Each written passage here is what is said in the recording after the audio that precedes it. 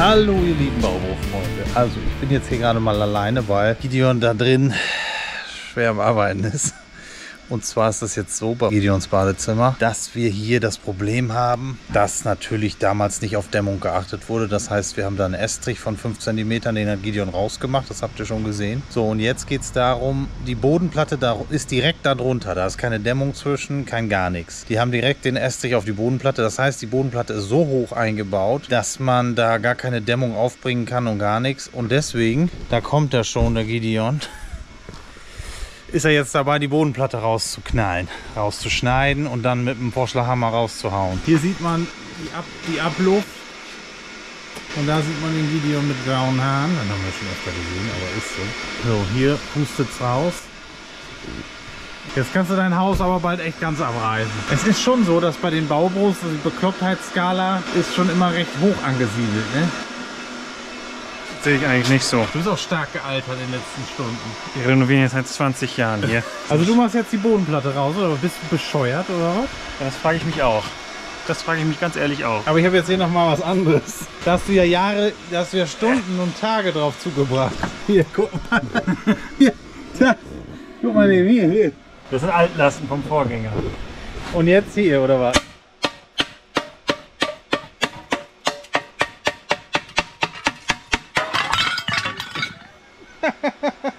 Ach, von unten sieht das dann so aus.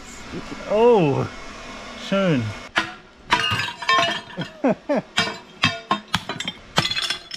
Ach, guck mal, so ist das. So ein kleiner Pimmel ist da drin.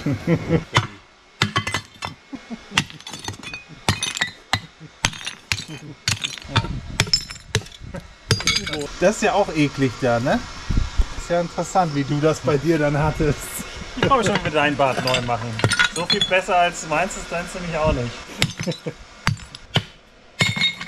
Ja, ich hatte es bei eBay drin, aber irgendwie will keiner hier so ein altes Folge. Da war ja seine Scheiße noch Zentimeter dick und wer soll das denn bei sich einbauen?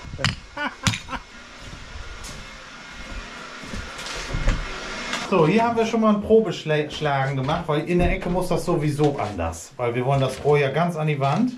Und ihr seht, wie dünn hier nur die Bodenplatte ist. Unten bröckelt das Gitter gleich raus. Jungs, reißt das Haus ab. Was macht ihr da?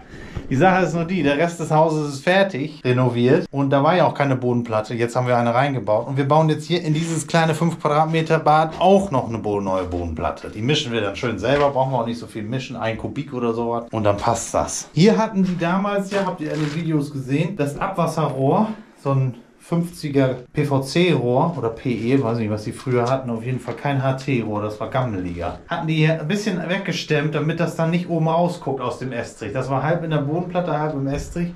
Das können wir nicht wieder so machen.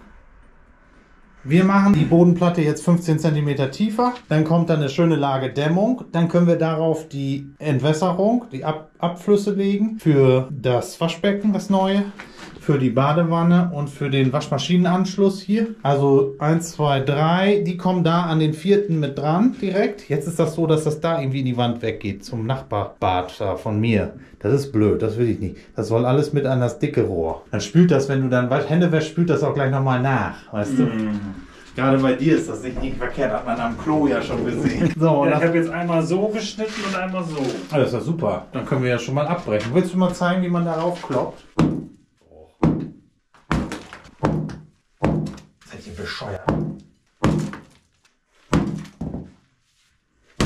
Ja, und so macht Guido das dann. Er macht sich den Puster an, der pustet auf ein Fenster raus und da zieht er sich Frischluft wieder rein. Der Wind kommt von da. Das ist eigentlich eine Top-Möglichkeit.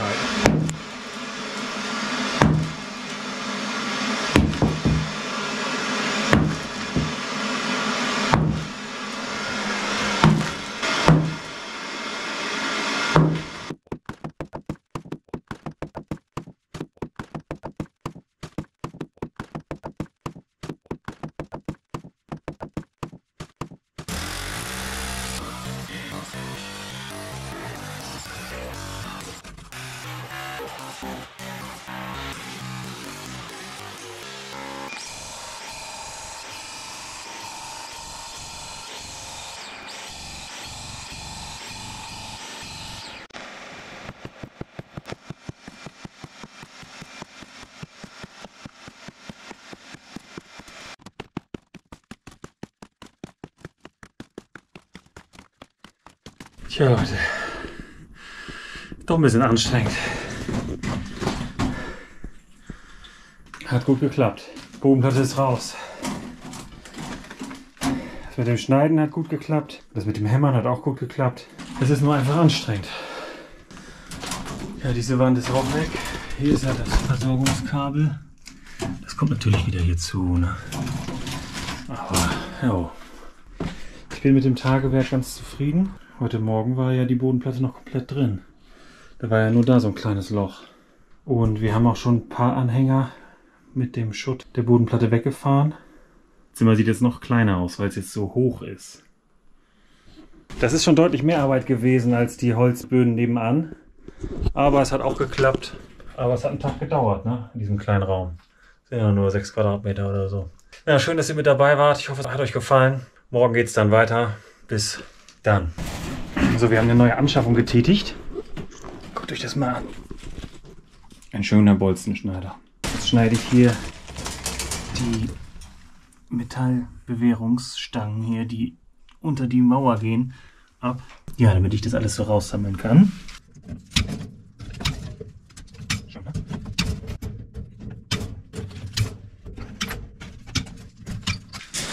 Ja, ich mache jetzt hier diese alte Matte in mundgerechte Stücke.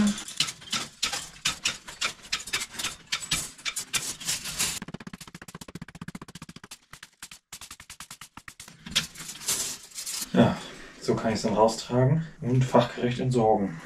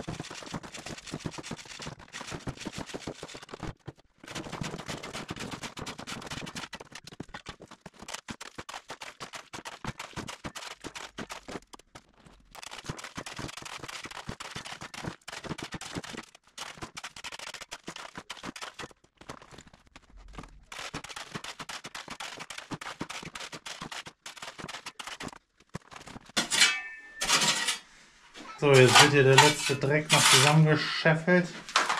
Das war's mit dem Schotter, ne? Du hast deine Bodenplatte raus. Naja, da ist noch, ja. Jetzt müssen wir halt als nächstes überlegen, wie wir jetzt hier tiefer, ob wir noch tiefer ausheben und wie tief und wie viel Schotter rein soll für die Platte, ne? Richtig. Weil das ist hier ja weggesackt, ne? Ja, da muss auf jeden Fall noch was runter, aber das genaue Maß müssen wir natürlich ermitteln, am besten natürlich mit Laserwasserwaage aus dem Raum da hinten, ne? Wir haben uns da schon mal ungefähr die Tiefe ausgemessen und sozusagen angelegt, sodass man die jetzt ungefähr erstmal überträgt und dann kann man das immer noch mal genau machen.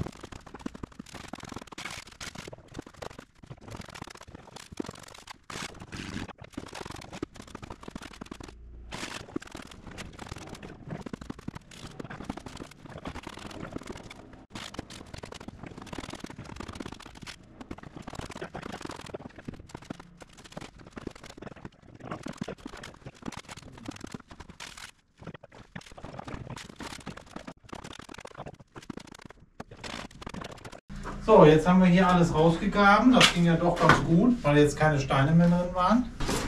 Na Gideon, was sagst du? Jetzt sieht das schon wieder... pass auf, Stufe. Achtung, Stufe. Hier und da sackt es ein bisschen. Ich glaube, wir müssen erstmal mit dem Rüttler durchfahren, ne? Ja. Aber schöne Deckenhöhe. Ist das ein Altbau? Das ist ein bisschen vertraut, ne? So wie in den anderen Zimmern. Ich hatte ja gedacht, die bleibt hier drin, die Bodenplatte, aber so ist doch besser. Guck mal, wie dünn die war. Die kann ja ruhig in der Mauer jetzt drin bleiben, ne? Aber ich finde die so dünn. Guck mal, die war ja nur wirklich so. 7 cm oder so. Und darunter war es hohl. Da war ja ein 20 cm hohl. War zu hoch reingebaut, war aber nicht gerade. Irgendwie ist dieser ganze Beton, den die da drum gekippt haben, zur Stabilisierung des Abflussrohres, irgendwie, ja, weiß ich nicht, das bringt nichts. Guck mal, das wackelt. Also der ganze Beton hängt an diesem HT-Rohr und das geht natürlich nicht. Jetzt muss da der Beton ab, damit wir dann gucken können, wie wir die Rohre auseinandernehmen. Ne?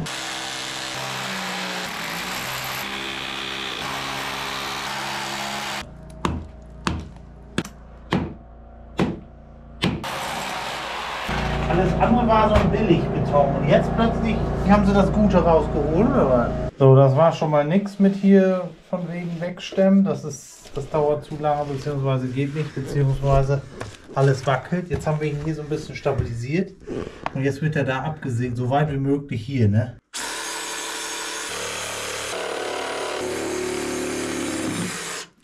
Kaputt, ne? Ausgegangen, ja. Ja, aber hat ja geklappt. Du musst nur gleich noch einmal mit der Hand rein und die Sägespäne da rausholen. Ich sag das jetzt einfach mal. Mal sehen, was er sagt. Weil er denkt dann, das stimmt. Dann springen die im Klärwerk im Dreieck, wenn da solche Sägespäne ist, Gideon. Die musst du bitte rausmachen. Oh, das riecht schon streng. Kannst du da mal bitte das rausmachen? Die Sägespäne? Ja, die sind doch sonst im Klärwerk. Darf keine Sägespäne ins Abwasser machen. Da muss ich jetzt auch lang wischen. Du verarschst mich doch. Will er nicht. So eine dünne Tüte. Eine Mülltüte. Eine Mülltüte. Das musst du so zukleben, dass das nicht, das stinkt die ganze Zeit. Ne? Ja, ist doch gut, dann haben wir das. Weil das war ja hier eine Konstruktion. Hier oben haben sie dann noch so ein anderes Stück. Das kannst du mal so abgeben da, ne? Das muss auch noch mit. Ich leg das oben drauf, dann passiert auch nichts. Schön im Kofferraum. So eine dünne, die ist so schnell kaputt, ne? Ja, du kannst auch ein Handtuch spenden. Nö, ich spende gar nichts. Kann nicht glauben, was ich hier mache. Ein Klo abkleben. Meinst du, was da an kiloweise schon durchgejagt wurde? Was da an, weißt du, was da an Kanonenfutter schon gegeben hat da drin? Ja, das wolltest du noch nicht nehmen. Ja, Nee. du kannst das haben, also. Nein, ich will es aber nicht haben. Nein! Das macht man doch so auch nicht. Was war denn jetzt der Sinn dieser Beschwerung? Weil wenn das jetzt sagt, dann liegt ja das ganze Gewicht auf diesem blöden Rohr. Und dann hängt das nicht in der Boden. Das war ja nicht richtig in der... Doch, war das in der Doch, die Bodenplatte hat ja sogar teilweise noch so Bewährung mit drin. Das war so schon mal so halb hingemacht worden und dann haben die übergegossen oder so. Also das war so ein bisschen eingebunden, diese Bewährungsmatte da in dem Beton. So, und wir machen das jetzt ja so, das kommt erstmal in Müll. Und wir gehen jetzt hier so hoch, dass wir hier schön an der Wand rauskommen.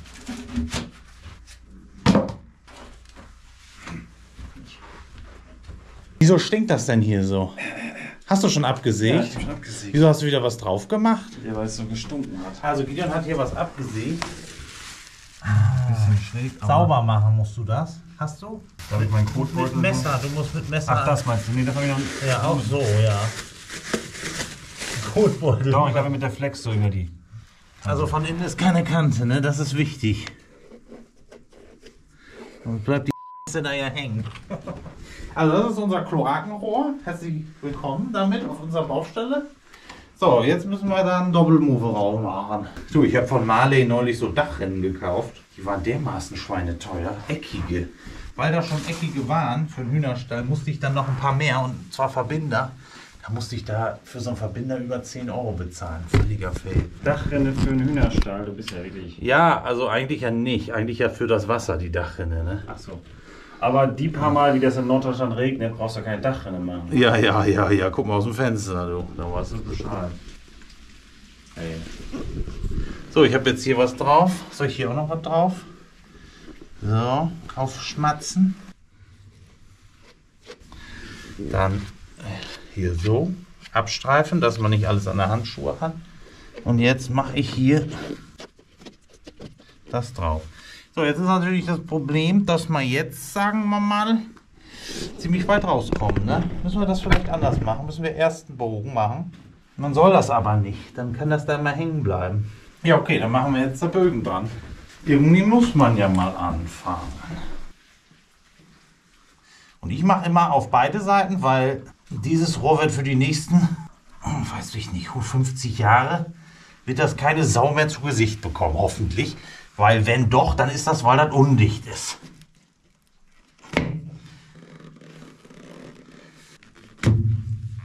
So, also diese Wurst hier, das ist jetzt alles Das mache ich wieder ab. Wir wollten das ohne 90er hinkriegen, aber das geht nicht, weil wir an der Wand hoch müssen und dementsprechend machen wir das jetzt so. Dann kann man zwar nicht so gut da mit so einem Ding durch später, mit der Spirale, aber dann ist das eben so.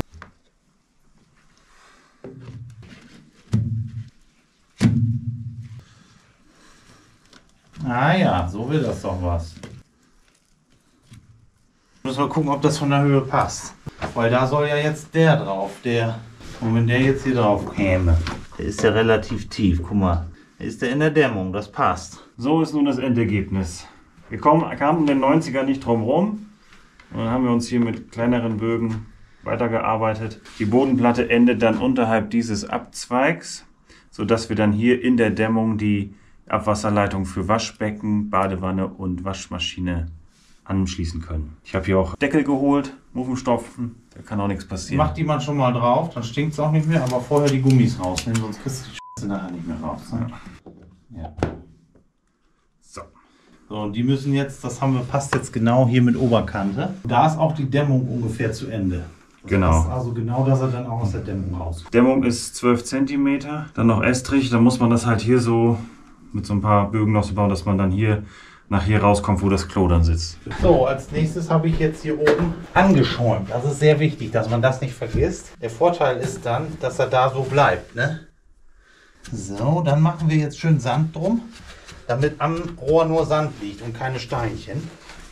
Das ist sogenannter Kabelsand. Das ist jetzt Füllsand, aber das ist Hauptsache, das ist schön weich und fein. Und jetzt achte ich darauf, dass ich nicht aufs Rohr knalle, sondern schön drumherum, drum zu. Darf jetzt auch nicht zu doll pressen, weil sonst drücke ich ihn mir hoch. Ja. Muss jetzt schön rundherum sein, damit das nicht so nachsackt. Auch da die Wandöffnung. Das ist ja schon mal besser als vorher, jetzt schon. Ne? Siehst du, wenn ich zu doll mache, kommt er schon hoch. Ja. Da muss man dann aufpassen. Aber er sitzt jetzt auch, er drückt jetzt nicht mehr runter. Ne? Das ist das Schöne dann. Das ist sehr, sehr cool. Hier geht er noch gut weg. So, und hier ist ja unser Rohr dann. Da müssen wir dann gleich gucken, dass wir da nicht so drauf knallen. So. Es geht ja nur darum, dass da nicht so Steine an dem Rohr dann scheuern. Nee, das macht ihr schon super da bei Bauplus. Ihr macht das richtig, richtig super. Jetzt können wir erstmal einen Rüttler holen. Fahren wir mal in eine Runde.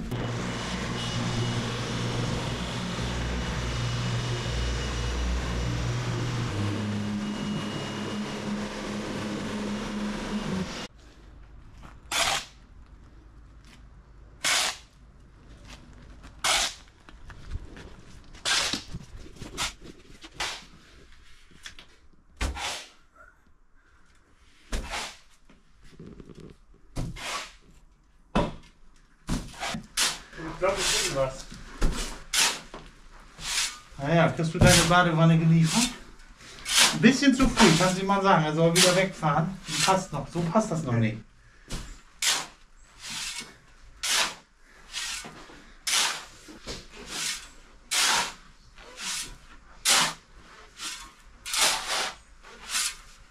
Wir hatten noch so ein bisschen Schotter rumliegen, so ein Abbruch. Das mache ich erst immer rein und dann das Feine dazwischen. Das ist jetzt feiner Recycle-Schotter. Recycle-Schotter lässt sich halt sehr gut verdichten. Und deswegen habe ich mich jetzt für dieses Produkt entschieden. Bei uns kostet dann der Recycle-Schotter 08, ein halber Kubikmeter, 5 bis 10 Euro irgendwie.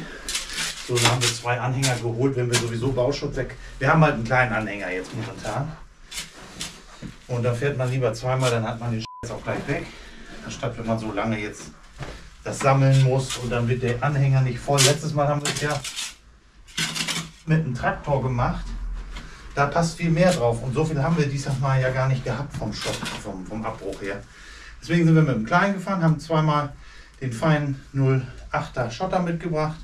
Kostet dann 20 Euro oder so und dann können wir da die Bodenplatte drauf machen. Und man kann ihn sehr schön verdichten, weil er schön feucht bleibt. Und der Sand, der trocknet schnell aus. Ne? Das ist das immer. Jetzt kann ich eigentlich schon wieder rütteln.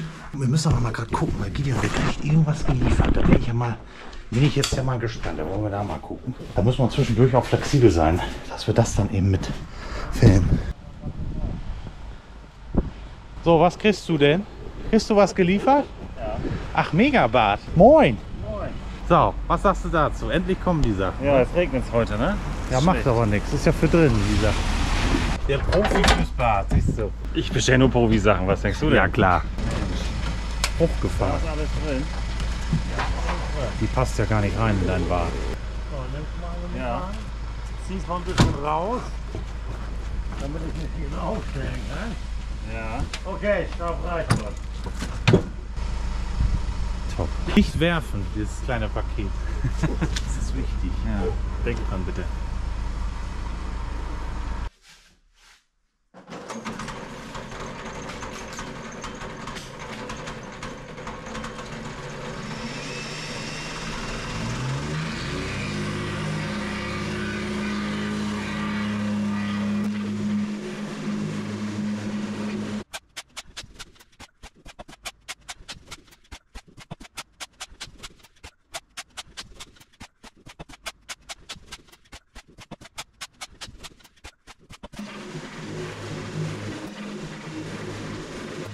So, jetzt sind wir hier ungefähr auf Höhe. Jetzt werde ich das mit der Wasserwaage abziehen. Hier haben wir wieder den Laser. Da hole ich mir jetzt das Maß, was ich dann nachher brauche, und dann träge ich das wieder ab. Hast du auch gesagt, dass wir noch Schotter reingemacht haben, die wir noch rumliegen hatten? Nee, den hat Manni uns noch gegeben. Wir brauchen nur noch ein ganz bisschen Sand oben. Das ist dieser Brechsand, ne? Grüße gehen raus an Manfred. So, der Laser läuft. Wir haben uns ja hier vorhin schon das Maß aus dem Nachbarraum von dem Fußboden, von der Fußbodenhöhe geholt. Jetzt habe ich den Laser ja irgendwie dahingestellt und jetzt messe ich von der späteren fertigen Fußbodenhöhe bis hier oben. Dann zeigt er mir 18 und dann muss ich ja rechnen, 18 cm das hier plus der eigentliche Fußbodenaufbau, der dann hier kommt, sind 36. Also 18 plus 36 sind 54.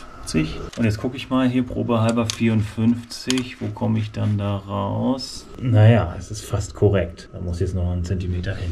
Aber ich fange hier hinten an und arbeite mich jetzt rückwärts raus. Und wenn mir noch irgendwo was fehlt, dann kann ich ja noch mal einen Eimer holen.